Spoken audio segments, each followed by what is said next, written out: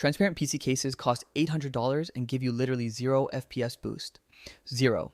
I checked every benchmark and they're identical to regular cases. So why are people dropping rent money on glass? Because gaming companies realize they could charge you for looking at your parts instead of your parts actually doing anything. Corsair is charging $400 extra just for the word crystal. $400 to see RGB lighting that costs $15 to add.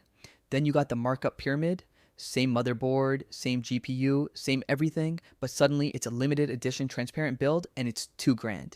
The wildest part, these cases run hotter because all that glass doesn't breathe. You're literally paying to make your PC worse at cooling while gaining nothing. It's federal crime markup energy. Search Zapped on TikTok for the full breakdown. Is this based or mid? Comment below.